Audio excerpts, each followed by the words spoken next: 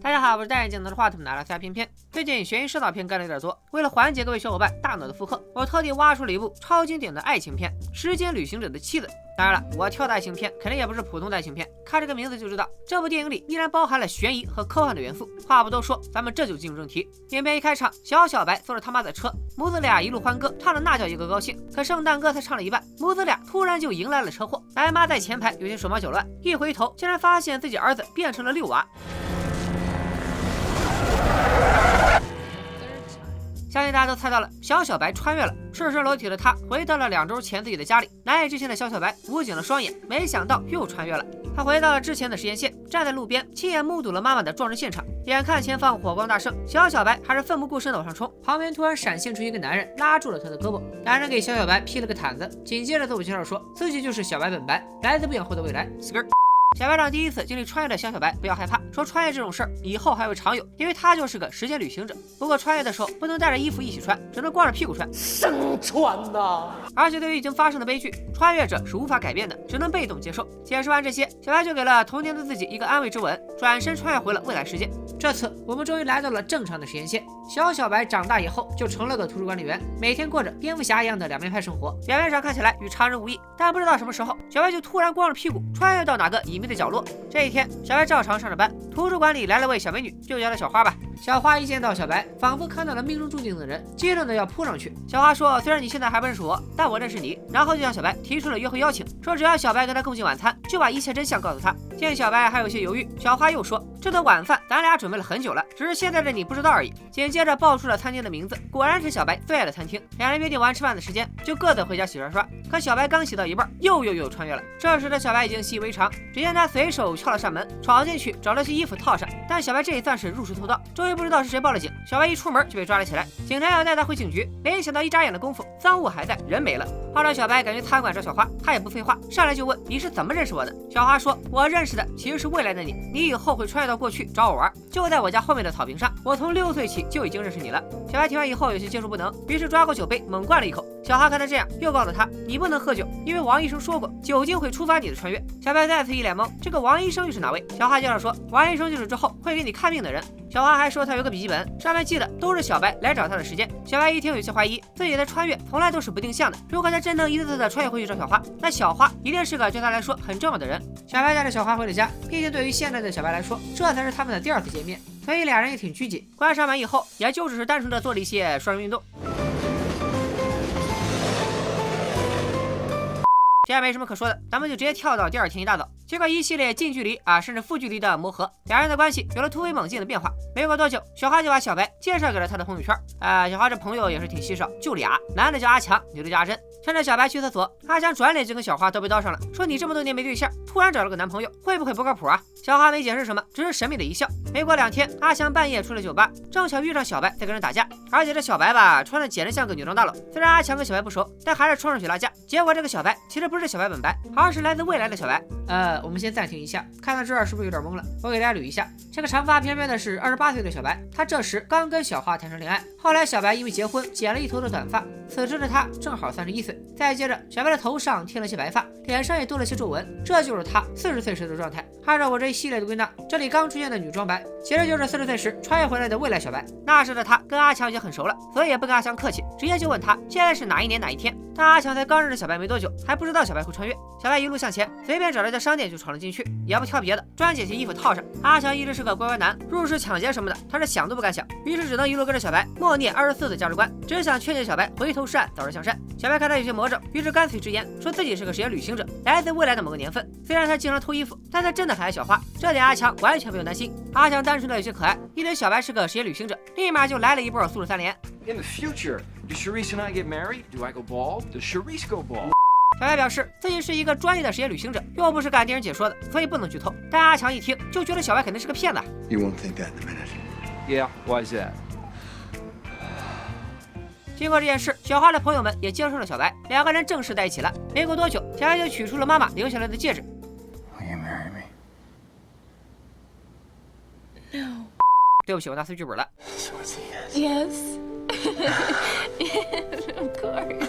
两人的婚礼如期而至，为彰显已婚男人的成熟稳重，小白剪去了他的长发，前面我提到过，小白这时正好31岁。婚礼当天，小白有些紧张，阿强作为伴郎，刚想安慰小白2句，没想到小白又穿越了。更坑的是，小花那边像是感觉到了什么，突然派伴娘阿珍来探查敌情。阿强作为可靠的老铁，只能铁着头乱七八糟的瞎编一通，眼看就要防不住了。未来的小白及时穿越而来，虽然这小白老得有点过分，连小花他爹都吓了一跳，但这婚礼总算是顺利进行了。到了傍晚，小白终于穿越回来，陪着小花跳了第1支舞。当然了，跳舞有什么可看的？你们想看的难道只是跳舞吗？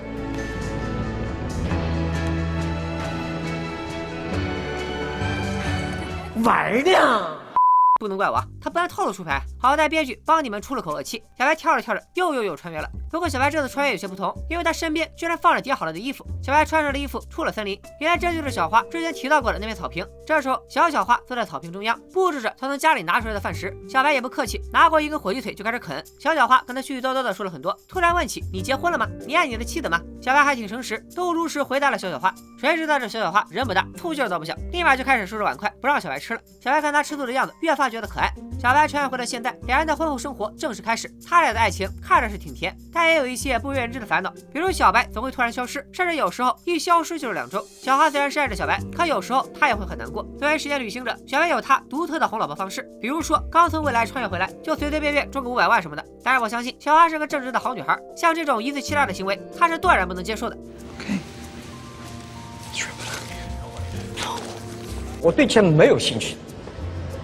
他俩刚中500万，第一件事当然就是换个大房子。夫妇俩乔迁新居，请来了他俩朋友圈仅有的2人，阿强和阿珍。2人看起来也已经结婚了。可这边的欢声笑语还没停，餐厅外面却突然传来了奇怪的声音。几个人跑出来一看，只见小白全身赤裸的躺在地上，而他的腹部居然还中了1枪。没等众人反应过来，小白又突然消失了。阿珍、阿强走后，夫妻俩讨论起了死亡的问题。小花说她从没见过40岁以后的小白，当然也可能是小白40岁以后就不再穿越了。不管怎么样，小白也该去找王医生了，因为小花怀孕了。小白听了很激动，虽然他对这个王医生没什么感觉，但怀孕的老婆最大，他还是去找了王医生。小白开门见山的说自己会穿越，应该是基因出了点问题，这病叫做慢性损伤。当然，这都是未来的小白跟小花说的，小花又告诉小白的。现在小白告诉了王医生，王医生才能告诉未来的小白，让未来的小白告了小花。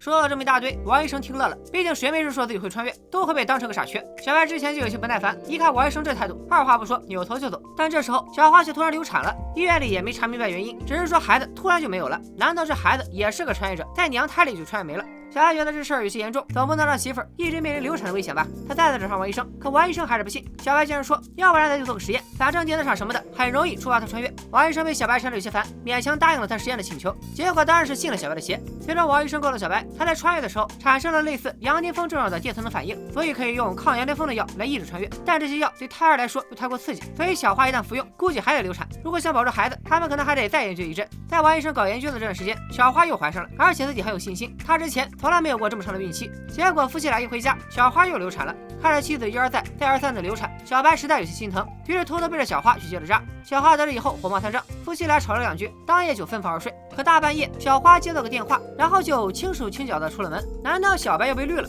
镜头一转，还真有个男人上了小花的车。不过我再定睛一看，这个男人居然就是稍微年轻一点的小白。他看小花心情不好，于是就陪着他一起吐槽自己，然后这2人就合理又合法的搞上了外遇。请大家把我绿我自己打在屏幕上。过了一段时间，小白感觉小花有点不对劲，没想到老婆却告诉他自己怀孕了。不等小白发作，小花立马交代，我出轨的对象就是你自己，所以这孩子真是你的。是不是自己的，小白当然也有数。或许老天爷也觉得他俩太惨，所以这次没给他们使什么绊子。小花怀胎18周，一切都很顺利。直到有一天，小白又双肉镯穿越了，这次他穿进了动物园的展馆里。小白熟能生巧，从后门溜出来，就打算往外走。Daddy。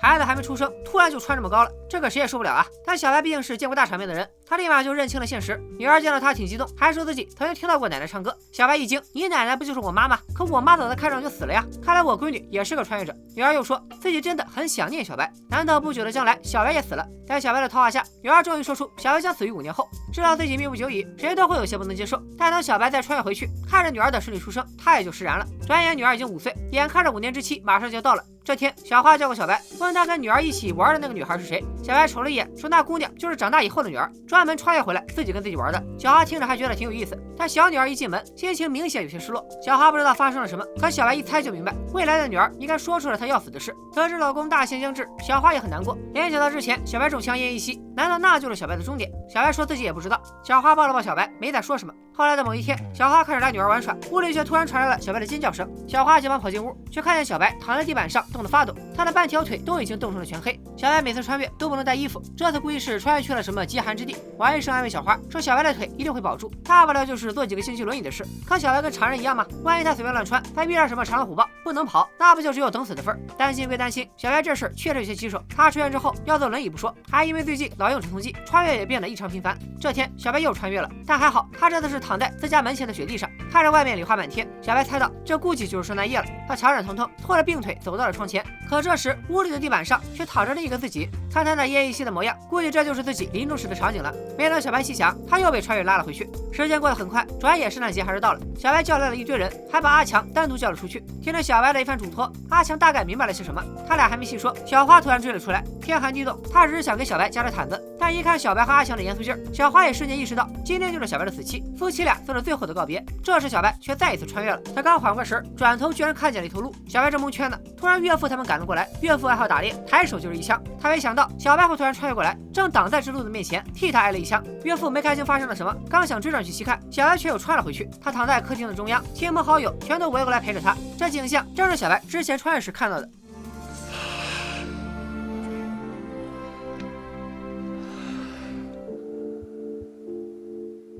小白还是去世了，他的生命在43岁这一年结束了。时间一转，来到几年后，女儿和阿强家的孩子打着球，这时候小白居然出现了。女儿反应快，连忙让阿强家的孩子回去报信。小花听了消息，一路狂奔着赶来。小白说这是39岁的他会提前告诉小花，就是不想小花一辈子为他等待。连着刚亲历没多久，小白再次消失，但这回小花和女儿却不再伤心，因为小白说不定还会穿越，他们的未来充满的不是悲痛，而是一个又一个未知的惊喜。好了，故事说到这里就已经结束了。其实像这种穿越题材的爱情片还有很多，比如像什么时空恋旅人、穿越时空爱上你、大话西游、哆啦 A 梦。